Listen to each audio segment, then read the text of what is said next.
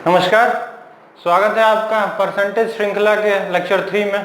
तो हमें पिछले दोनों लेक्चर में हमने सीखा था कि परसेंटेज के क्वेश्चंस को कैसे सरलता से सॉल्व किया जा सकता है, इजीली सॉल्व कर सकते हैं। हमने ये भी देखा था कि कैसे अलग अलग क्वेश्चंस के लिए अलग अलग तरीके होते हैं, कोई एक ही तरीका हर क्वेश्चन में आप नहीं लागू कर सकते हैं।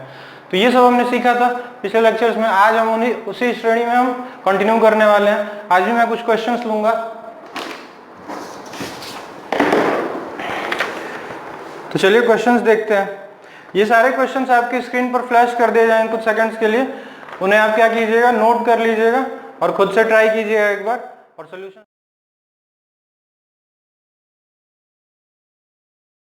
करते हैं। पहला क्वेश्चन कहता है, Raghav spends 80% of his income. If his income increases by 12% and the savings decrease by 10%, then what will be the percentage increase in his expenditure। कहने का अर्थ है, हिंदी में बता दो कि राघव ने क्या किया, अपना 80% जो उसकी आय थी उसका खर्च कर दिया। ठीक है, अब क्या हो रहा है, इनकम जो है 12% से इंक्रीज कर जा रही है, यानी बढ़ जा रही है, और जो उसका बचत जो था पहले उसकी तुलना में वो क्या हो गया, 10% से कम हो गया बचत। तो परसेंटेज इंक्रीज, टोटल खर्च में जो उसका बढ़त क्या है वही हमें निकालना है। ठीक है, तो राघव कोई व्यक्ति है, उसका इनकम या आय लिख दिया मैंने, दिखा दिया। ठीक है, ये एक्सपेंडिचर में कह लो, जिसे खर्च कहते हैं। और क्या हो गया, सेविंग्स। ठीक है, ये कह रहा है कि अगर मैं इनकम को 100 मान लो तो कह रहा है स्पेंड्स 80% ऑफ इनकम, 80% खर्च करता है। तो खर्च 80 जाएगा यहाँ पे और 20 क्या होगी, बचत होगी। ठीक है, अब इनकम को क्या किया उसने, 12% से इंक्रीज कर दिया। तो 100 का 12% मुझे पता होता है, अगर मैं प्लस 12% कहूं तो 112। ठीक है, यहां तक कोई समस्या। उसके बाद क्या है कि सेविंग्स जो है डिक्रीज बाय, सेविंग्स क्या हो गई, 10% से डिक्रीज कर गई। तो 20 का 10% क्या होगा, 2। तो 20 - 2 कितना हो जाएगा, 18। यानी कि सेविंग्स जो पहले 20 थी वो अब 18 हो गई, और इनकम जो पहले 100 था वो क्या हो गया, 112। ठीक है, तो एक्सपेंडिचर में क्या अंतर हो, एक्सपेंडिचर कितने से बड़ा होगा, पहले एक्सपेंडिचर 100 - 20 80। ठीक है, अब क्या होगा, 112 में 18 खर्च कर रहा है, यानी कि 112 - 18 एक्सपेंडिचर है। ये होगा मेरे ख्याल से 94। ठीक है, तो ये क्या हो गया, एक्सपेंडिचर यानी कि जो खर्च है वो 80 से क्या हो गया, 94 हो गया। तो मुझे निकालना है परसेंटेज इंक्रीज। तो मुझे पता है परसेंटेज इंक्रीज कितना हो जाएगा, 94 - 80 अपॉन 80, पहले 80 है, इंटू 100, यानी कि 14 गुणे 5/4, ये आ जाएगा आपका 17.5%। यानी कि परसेंटेज इंक्रीज, प्रतिशत जो बढ़त है खर्च में वो कितना है, 17.5%। ठीक है, अगला क्वेश्चन देखते हैं।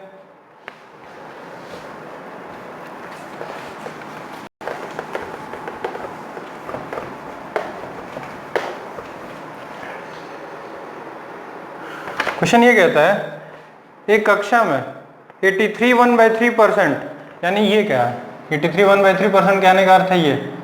अच्छा, पिछले लेक्चर में मैंने कुछ एक फ्रैक्शंस बताए थे, परसेंटेज को फ्रैक्शन में कैसे कन्वर्ट करते हैं वो हमने पढ़ा था। जैसे 10% को क्या करते हैं हम, 1/10 लिख सकते हैं। ठीक है, ऐसे ही अगर मैं कहूँ 12.5% को, तो ये सब आपको लर्न होने चाहिए बिल्कुल।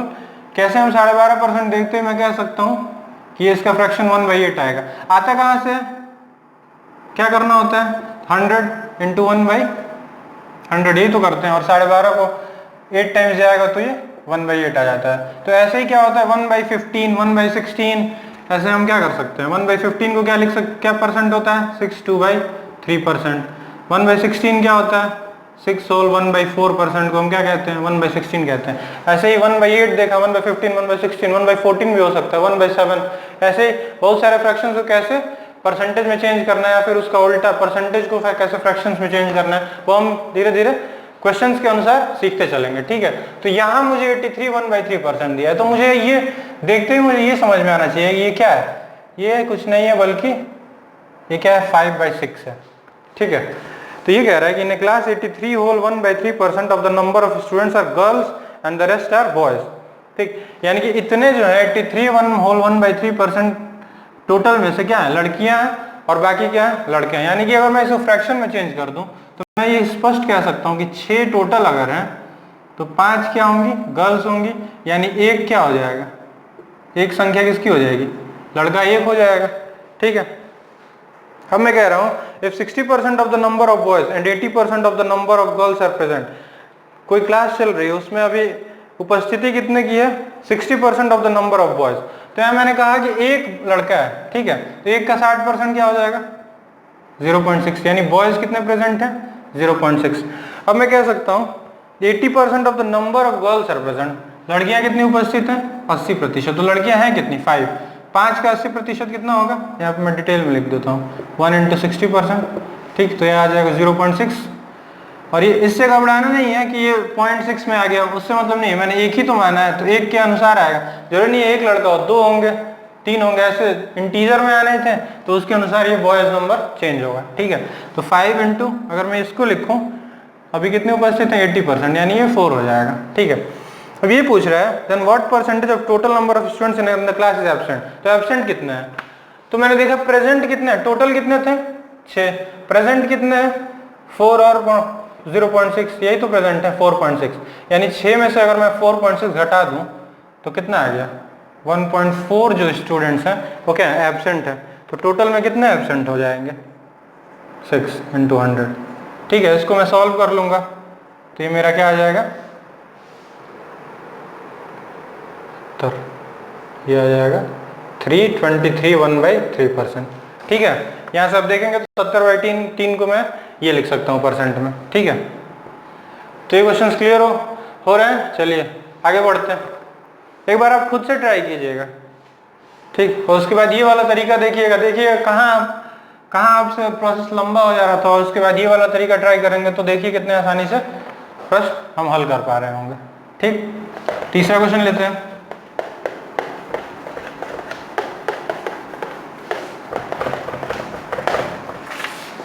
तीसरा क्वेश्चन कहता है कि A B and C spend 80% 85। ये क्वेश्चन बहुत अच्छा क्वेश्चन है, और इसमें हम देखेंगे कैसे परसेंटेज का यूज तो हमारे profit and loss ratio, CISI, compound interest, simple interest, इन सब में यूज होता है। तो हम धीरे धीरे देखेंगे कैसे हम आगे जब बढ़ेंगे प्रश्नों की तरफ प्रॉफिट एंड लॉस के या रेशियो में, तो रेशियो का यूज परसेंटेज में, परसेंटेज का यूज रेशियो में कैसे कर सकते हैं, ये सब हम देखने वाले हैं। तो ये क्वेश्चन उसी का एक क्या है, बेहतरीन उदाहरण है। ये क्वेश्चन पढ़ते हैं, ABC spend 80%, 85%, 75% of their incomes respectively. ठीक है, if their savings are in the ratio 8:9:20 and the difference between the incomes of A and C is rupees 18,000, then the income of B is। कहने का तात्पर्य ये है A, B और C ये 3 लोग हैं, ठीक है, इनका इनकम कुछ है, इनका एक्सपेंडिचर कुछ होगा इनकम के अनुसार, और इनकी सेविंग कुछ होगी। ये कहीं नहीं लिखा है क्या है कि इनका इनकम क्या है 100 है या कुछ भी सेम है, ऐसा तो कहीं लिखा नहीं है, लेकिन सेविंग्स का रेशियो कितना दिया हुआ है 8:, अगर मैं ऐसे कह लूँ 8:9:20। ठीक, और दिया difference between the incomes of A and C is, A और सी के इनकम के बीच में क्या दिया हुआ है 18,000 का डिफरेंस दिया हुआ है। तो अच्छा मैं ये कह रहा हूं कि स्पेंड कितना कर रहा है 80%, तो 80% का अर्थ क्या होता है, यहीं से मैं देखूं 80% को, अभी मैंने पिछले क्वेश्चन में सॉल्व किया तो देखा 80% इज नथिंग बट 4/5। अगर मैं 85% को सॉल्व करना चाहूं तो 85% को क्या लिख सकता हूं, दिस इज नथिंग बट 17/20। ठीक है, और अगर मैं 75% को कह लूं तो ये पता है आपको ये 3/4 है। ठीक है, तो इतना फ्रैक्शंस में कन्वर्ट कर लिया हमने। तो एक बात समझिए, क्योंकि ये जो है सेविंग्स को रेशियो में दिया हुआ है, तो हमने क्या करना है इनको भी रेशियो में बांटना है। ठीक, तो मैं अगर ये कहूं कि इसका अगर इनकम 80% खर्च किया है, तो अगर 80% मैं खर्च करता हूं तो इनकम में अगर 5 कहता हूं तो एक्सपेंडिचर क्या हो जाएगा 4 हो जाएगा, यानी 80% खर्च किया तो 5 अगर इनकम है तो एक्सपेंडिचर 4 हो जाएगा। ध्यान समझिएगा। ठीक है, मैं अभी इसको क्या कर रहा हूँ रोक के रखा हूँ, यहाँ लिखा हुआ है इस पे अभी ध्यान मत दीजिएगा, देखिए पहले ये देखिए। ठीक है, तो 5 पे 4, अब क्या करना है, अब ये कहना है कह रहा है कि 85% यानी 20 पे 17 खर्च किया इसने। 20 अगर बी की इनकम है तो 17 उसने खर्च कर दिया। सी ने क्या किया, यदि 4 उसकी इनकम है तो 3 खर्च कर दिया। ठीक है, तो यहां से मैं देखता हूं ये कितना है 1, तो 5 में से 4 गया 1, 20 में से 3 17 गया 3, और ये 4 में से 3 गया 1। यानी कि अब सेविंग्स कितनी है 1:3:1, लेकिन ये कह रहा है कि रेशियो तो 8:9:20 है।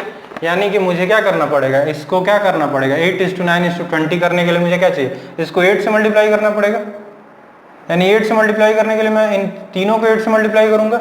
इसको क्या करना पड़ेगा 9 बनाने के लिए 3 से मल्टीप्लाई करना पड़ेगा। ठीक है, समझिए, इसको 20। ठीक है, क्लियर है यहां से। चलिए आगे देखते हैं क्या होगा।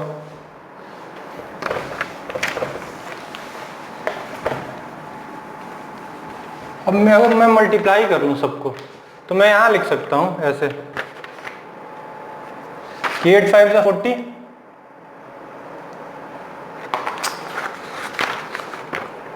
ऐसे लिख लेता हूं। यानी ये 40, ये 60 और ये 80 हो जाएगा। ये इसको कितना लिख सकता हूं 32, ये 51 और ये 60, ये हो जाएगा आपका 8 9 और 20। ठीक है, तो मुझसे पूछा गया था, अब ये कह रहा है कि difference between the incomes of A and C is ₹18,000। A, B और सी, ये इसका इनकम एक्सपेंडिचर सेविंग है। तो डिफरेंस कह रहा है ए और सी के बीच में कितना है, यहां से मुझे दिख रहा है 40 का है। 40 को इसने कितना कह रखा है 18,000, यानी कि 1 यूनिट की इसके बराबर है, बताइए 450 के। ठीक है, 40 को 450 से मल्टीप्लाई करेंगे तो 18,000 आएगा। तो यही पूछा है कि then the income of B is, तो 1 यूनिट 450 है तो मैं 60 इंटू, यदि बी की इनकम पूछे जाए, बी इज इनकम क्या हो जाएगी बताइए, 60 इंटू 450 में लिख सकता हूँ, क्या हो जाएगा यहाँ से 27,000। ठीक है, यानी कि 27,000 रुपये क्या है बी का इनकम है। ये बहुत अच्छा क्वेश्चन था, आप इसको नोट कीजिएगा इस तरीके को। देखिए हम कितने आसानी से इसको सॉल्व कर पा रहे होंगे। यहाँ पे मुझे क्या करना था ना, बिल्कुल जो रेशियो दे रखा है उसी को मैच कराना था बाकी से।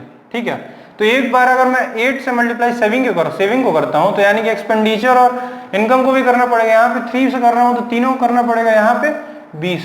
यही आपको एक चीज ध्यान रखनी थी कि ये जो मल्टीप्लिकेशन होगा वो सब में होगा एक समान रूप से। ठीक है, चौथा प्रश्न देखते हैं। चौथा प्रश्न क्या कह रहा है, इसको मैं रब कर देता हूं।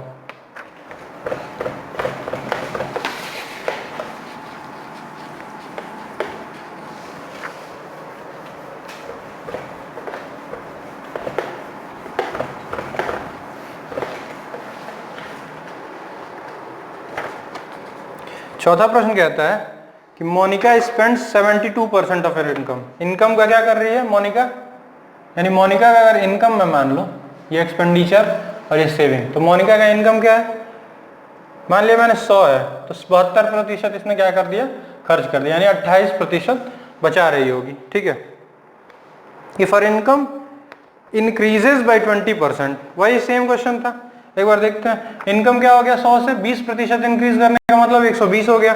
And savings increase by 15%, saving 15%, तो 28 का 15% मैं अगर निकालना चाहूं तो ये हो जाएगा 4.2। ठीक है, यानी कि इनकम क्या हो गया 32.2 हो गई। ठीक है, 15% इंक्रीज करके क्या हो गया 32.2। ये सब आपको सीखना है कैसे, इसको फास्ट कैलकुलेशन करके। तो 15 × 120 0, 15 × 2 = 30, 12 कैरी था तो 42 हो गया और 2 पॉइंट डेसिमल तक आ गया। ठीक है, 100 के कारण 100 से डिवाइड करने पे क्या होगा 2 डेसिमल पॉइंट्स तक आया। अब ये कह रहा है कि एक्सपेंडिचर इंक्रीजेस बाय, तो एक बात बताइए 100 पे 28 बचाया था तो 72 एक्सपेंडिचर था, 120 पे अगर 32.2 अगर खर्च कर दूं तो कितना हो जाएगा, मेरे ख्याल से इतना हो जाएगा 88.8। ठीक है, कर सकते हैं 8 3 11, सॉरी 87.8। ठीक है, ठीक, तो यहीं से पूछा है कि देन एक्सपेंडिचर इंक्रीजेस बाय, तो यहां से क्या होगा बताइए 87.8 माइनस 72 × 100। यहां से आप क्या कर सकते हैं आंसर निकाल सकते हैं, बिल्कुल निकाल सकते हैं। ये आपका आ जाएगा 15.8 अपॉन 72 इंटू 100। यहाँ से मेरे ख्याल से 2 72 दूनी 144 और फिर 140, 22% के आसपास इसका आंसर आएगा। ठीक है, अगला प्रश्न देखते हैं। ये इसमें प्रिंट वाले में 5वां प्रश्न था, अब हम चौथा देखेंगे। ठीक है, इसको आप सॉल्व करके एग्जैक्ट वैल्यू निकाल सकते हैं।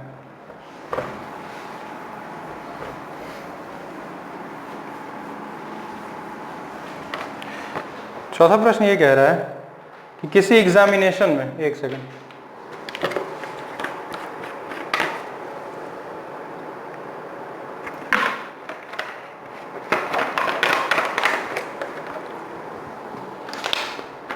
किसी एग्जामिनेशन में ए ने 10% मोर मार्क्स देन बी से 10% अधिक क्या किया।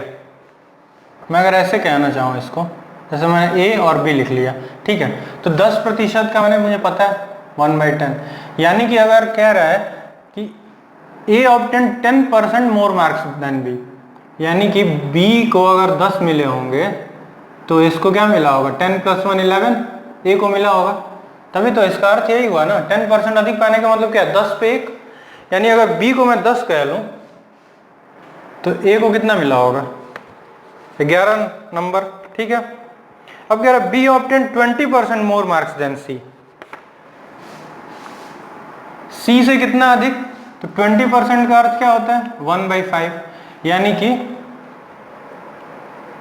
B obtain 20% more marks than C, अगर सी 5 है तो बी क्या होगा 6 है। ये सब ध्यान से सुनिएगा और देखिएगा कैसे मैं सॉल्व कर रहा हूं। ठीक है, ए क्या था 10% अधिक पा रहा था तो 10 का 11, बी क्या है 20% अधिक पा रहा है जितना सी नंबर पा रहा है किसी एग्जाम में, तो 5 का 6। ठीक है, and C obtain 32% less marks than D. अगर मैं यहाँ डी लिख लूं तो डी कितना पा रहा है 32% लेस मार्क्स, यानी कि कितना पा रहा होगा बताइए।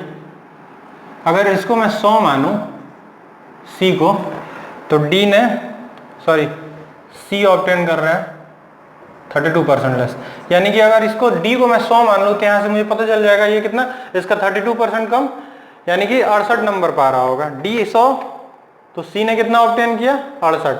ठीक है, तो अब कहा है कि if A obtain 272 more marks than C, C से कितना अधिक है 272, तो हमें निकालना होता है then the marks obtain by B is, तो बी ने कितना नंबर पाया है उस एग्जाम में। ठीक है, तो मैं यहाँ से कह सकता हूँ, इसको मैं अगर सॉल्व कर लूँ तो 25 और 17 का रेशियो आ जाएगा। ठीक है, यानी सी और डी के बीच में कितना का रेशियो है 17:25 का। तो मुझे ये पता होना चाहिए कि A:B:C:D का रेशियो क्या होगा, इसको निकालने का तरीका क्या होता है ये अभी समझ लेते हैं हम लोग, उसको आप लोग को ध्यान रखना है और देखिए कितनी इजीली ये क्वेश्चन सॉल्व हो जाएगा। जैसे मैं ये कहूँ कि अगर मैं ABCD का रेशियो निकालना चाहूँ तो मैं ऐसे करता हूँ, 11 ए क्या हो जाएगा 11 × 6 × 17। ठीक है, बी क्या हो जाता है, बी को ऐसे सॉल्व करते हैं, ऐसे और फिर ऐसे। ठीक है, यानी 10 × 6 × 17।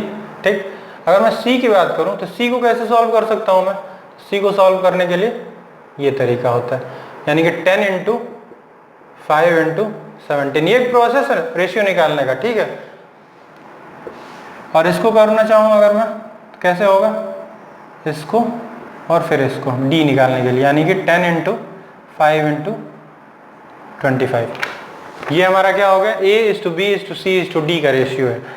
इसने कहा है कि ए ने कितना ऑब्टेन किया 272 मार्क्स, तो मैं इसको अगर मल्टीप्लाई करके देखूँ एक बार, इसमें कुछ कॉमन है हमारे लिए, बिल्कुल है। अगर मैं इसको कटाना चाहूँ ऐसे, या फिर रहने देता हूँ, 11 × 6 × 17। ठीक, 10 × 5 × 17, 10 × 6 × 17, 10 × 5 × 17। अब यहाँ से मैं अगर निकालना चाहूँ तो 66 × 17 ये मेरा निकल जाएगा, ये ए का मार्क्स आएगा, और इसको मुझे क्या कंपेयर करना होगा 272 से। ठीक है, और 272 से मैंने if A obtain 272 marks more marks than C, ठीक है। तो ए और सी में मुझे ए और सी को देखना है, ए को देखा मैंने और सी को देखा, ए और सी, ए को देखा तो इतने मार्क्स, सी को। एक बार बताइए, मैं इसको इन दोनों के बीच का डिफरेंस निकालता हूँ, तो 17 कॉमन है दोनों में, ठीक है। ए और सी के बीच का डिफरेंस यहाँ से अगर मैं निकालूँ इस रेशियो से, तो मुझे मिलेगा 11 6 66 माइनस 50, यानी कि ये हो जाएगा 17 इंटू 16, और ये कुछ नहीं होगा बल्कि क्या होगा, ये 272 ही होगा, ठीक है। तो मुझे दिखा कि डायरेक्ट जो रेशियो आया था वहीं से मुझे डिफरेंस मिल गया, यानी कि मुझे 1 से मल्टीप्लाई करना पड़ेगा। रेशियो अगर मैं नंबर्स में कन्वर्ट करना चाहूँ इसको, इन रेशियोज को, तो मुझे क्या करना पड़ेगा, केवल 1 से मल्टीप्लाई करना है। क्यों? क्योंकि डिफरेंस सीधा सीधा मेरा 272 आ गया, ठीक है। तो यही निकालना था, the marks obtained by B is, तो ए माइनस सी के बीच का डिफरेंस 272, और वही 272 यहाँ पे मार्क्स दिया हुआ है, तो 1 से मल्टीप्लाई करेंगे, यानी कि अगर मुझे मार्क्स बी का चाहिए, तो ये मार्क्स ही तो है सभी, तो मार्क्स चाहिए तो बी का मार्क्स मेरा कितना हो जाएगा, 10 इंटू 6 इंटू 17, 16 इंटू 17, ये आ जाएगा 17 6 1020, ठीक है। तो ये हमारा मार्क्स ऑब्टेन्ड बाय बी कितना हो जाएगा, 1020। ये क्वेश्चंस उतने इजी नहीं है, ठीक है, अगर आप सॉल्व करेंगे तो समझ में आएगा। तो ऐसे थोड़े से प्रोसेस ये आपको बिल्कुल ध्यान रखना है, और फास्ट करने के लिए क्या होना चाहिए, प्रैक्टिस होनी चाहिए। कैसे A to B to C to D को तुरंत हम सॉल्व करके ये निकाल पाएंगे, उसके बाद डिफरेंस जैसे मैंने देखा तो वो कुछ नहीं आया, वो मार्क्स के डिफरेंस के बराबर आया। तो मार्क्स बी का मार्क्स पूछा था, तो यही सीधा सीधा मैंने ये निकाल दिया, 10 इंटू 6 इंटू 17, वही हमारा क्या आ गया, 1020 is our required answer which B obtained in an given examination, ठीक है। तो 5 क्वेश्चन हमने किए। अगला क्वेश्चन मैं लेता हूं। अब हम क्या कर रहे हैं, परसेंटेज पे जो क्वेश्चंस थे उनमें लगभग हमने एक्सपेंडिचर, इनकम, बाकी जो घटता है कैसे, अगर मैं प्राइस को घटा दूं तो कंजम्पशन कितने से इंक्रीज कर जाएगा, ये सब क्वेश्चन भी देखे हैं। प्राइस कंजम्पशन पे देखा, इनकम एक्सपेंडिचर सेविंग्स पे क्वेश्चन देखे। तो ऐसे अब परसेंटेज से क्या करेंगे, हम धीरे धीरे प्रॉफिट एंड लॉस में पढ़ने वाले। तो प्रॉफिट एंड लॉस के 1-2 क्वेश्चन करते हैं, फिर ये लेक्चर फिनिश करेंगे, ठीक है। तो परसेंटेज का यूज प्रॉफिट एंड लॉस में कैसे है, एसपी, सीपी, डिस्काउंट, एमआरपी, ये सब निकालने में हमें क्या यूज होगा, ठीक, परसेंटेज का यूज है, प्रतिशत का यूज है, ठीक है। अभी हम रेशियो में जब पढ़ेंगे तो इसकी डिटेल्ड एनालिसिस भी करने वाले हैं, ठीक है। वहां भी देखेंगे हम ऐसे प्रश्न कैसे इजीली सॉल्व कर पाएंगे हम। इसको इरेज कर देता हूं मैं।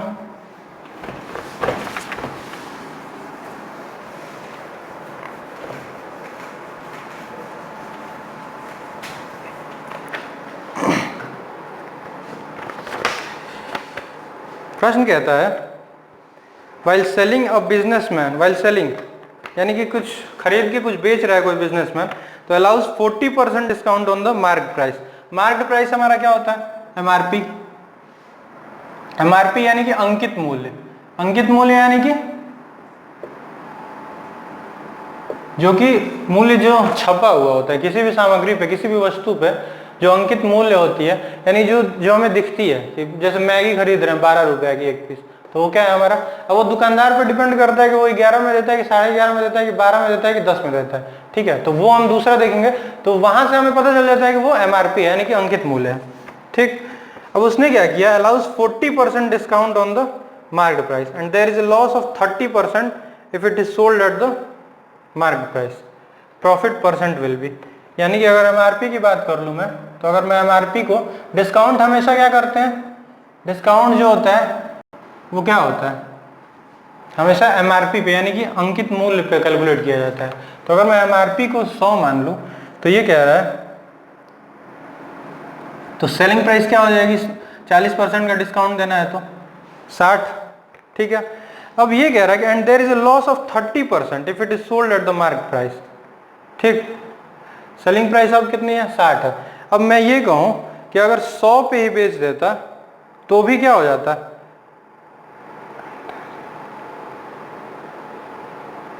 There is a loss of 30% if it is sold at the market price. Market price पे अगर मैं बेचता हूं तो लॉस है कितने का, तो यानी कि सीपी अगर मैं देखूं, सीपी पे कैलकुलेट करते हैं लॉस है प्रॉफिट, तो सीपी पे 30% का क्या होगा, यानी मुझे 30% का लॉस है, यानी कि सीपी का 70% ही क्या है हमारा, एमपी है, यानी कि मार्केट प्राइस है। तो सीपी हम यहाँ से निकाल पाएंगे, क्या हो जाएगा 100 × 100/70, ठीक है, यहाँ से मुझे सीपी निकल गया। अब ये कह रहा है इतने पे बेचने के बाद 30% का लॉस आया, तो मुझे यहाँ से सीपी निकल गया। तो if it is sold at the market price, sorry ये क्वेश्चन कुछ सही से प्रिंट नहीं हुआ है, एक second. While selling a businessman allows 40% discount, यानी कि 100 पे क्या किया उसने 40% का डिस्काउंट दिया on the market price. Oh and there is a loss of 30%, और यहाँ पे क्या हो गया, उसे लॉस हो गया 30% का, यानी सीपी क्या रहा होगा, सीपी को अगर मैं कैलकुलेट करूं, सीपी पे क्या है 30% का लॉस है, यानी कि सीपी क्या होगा 70/100 इज इक्वल टू एसपी, जो कि 60 है। तो यहाँ से मैं सीपी निकाल सकता हूँ 60 × 100/70, ठीक है। तो मेरा सीपी क्या हो जाएगा, इतना हो जाएगा, ठीक है। तो मुझे एसपी, एमआरपी और सीपी पता चल गया। अब ये कह रहा है if it is sold at the market price profit percent will B.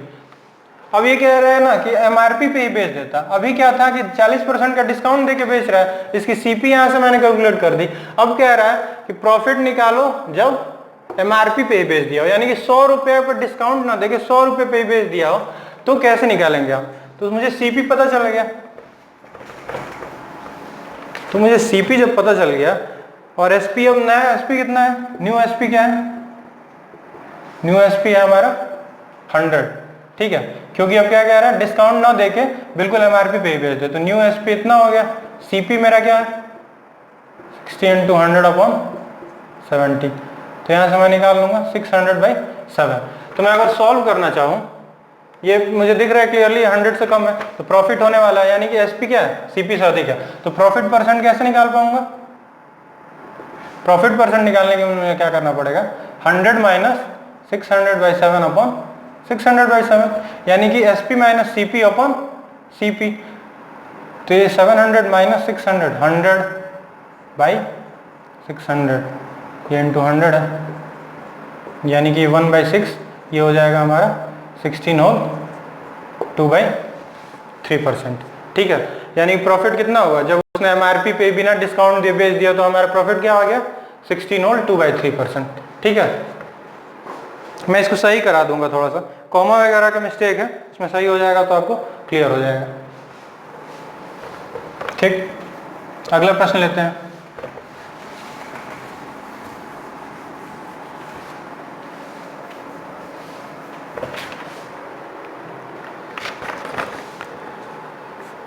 अगला प्रश्न ये कहता है कि 60% ऑफ द कॉस्ट प्राइस, यानी जो लागत मूल्य है उसकी, वो 60% उसका जो है of an article is equal to 50% of the selling price. कह रहा है कि 60% ऑफ सीपी जो है, किसी भी वस्तु को अगर मैं खरीद बेच रहा हूँ, तो वहाँ पे 60% ऑफ सीपी जो है वो 50% ऑफ एसपी के इक्वल है। Then the percentage of profit और loss on the cost prices. तो मुझे पता है कॉस्ट प्राइस पे ही क्या होता है, profit and loss normally calculate करते हैं। यहाँ से मैं सीपी और एसपी के बीच में रिलेशन निकाल सकता हूँ। मैंने आपको बताया था कि जब भी यहाँ पे मल्टीप्लाई करता दिखे, तो उसका अपोजिट है बिल्कुल, क्या हो जाता है, उसका रेशियो हो जाता है। तो सीपी बाई एसपी का रेशियो क्या हो जाएगा 5/6, ठीक है। यानी अगर सीपी 5 है तो एसपी क्या हो जाएगा 6। तो यहाँ से मैं कैलकुलेट कर सकता हूँ प्रॉफिट, यानी कितना होगा +1 का, 5 सीपी है, एक जुड़ा उसमें, तो एसपी हो गया, यानी 1 का प्रॉफिट हुआ।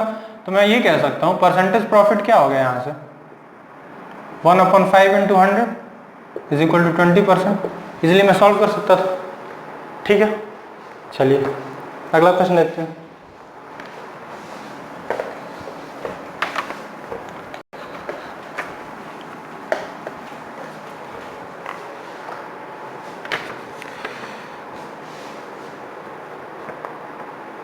ये कह रहा है नाइन्थ क्वेश्चन है इसका, a loss of 19% gets converted into a profit of 17% when the selling price is increased by ₹162, ठीक।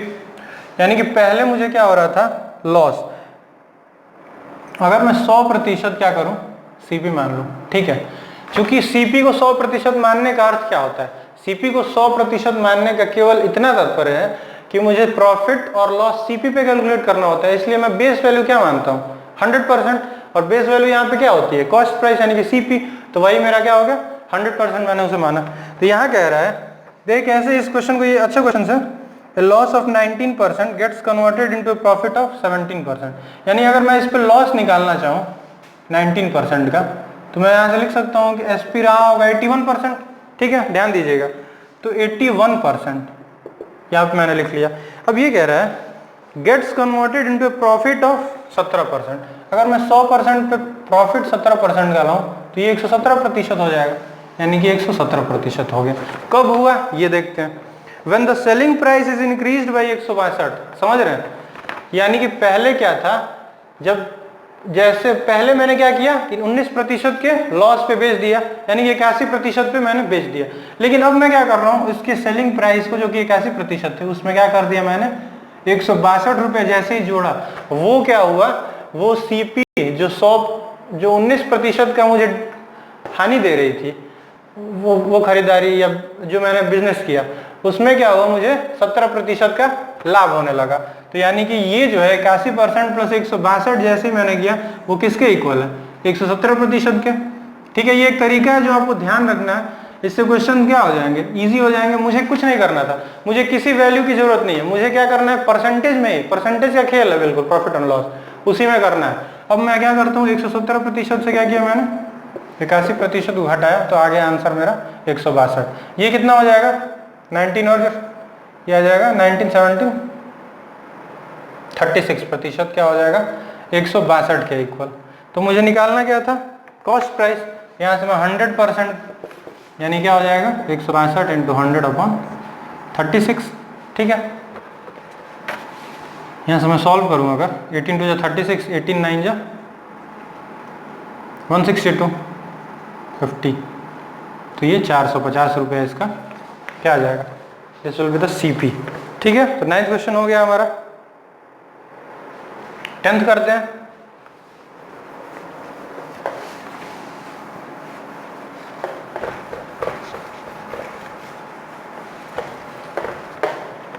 चलिए 8th और 10th अगले लेक्चर में रखते हैं। ठीक है, तो आई होप ये जो 8 क्वेश्चंस थे ये आपको समझ में आए होंगे। और आप क्या कीजिएगा ना, ये जो आपको स्क्रीनशॉट ले लीजिएगा इन क्वेश्चंस का और स्वयं से ट्राई कीजिएगा एक बार और फिर सॉल्यूशन देखिएगा। ठीक है, चलिए तब तक के लिए बाय बाय, थैंक यू। और अगर आपको हमारा चैनल पसंद आ रहा है तो उसे लाइक कीजिए, सब्सक्राइब कीजिए और अपने वैल्यूएबल कमेंट्स हमें देना ना भूलें। ठीक है, थैंक यू।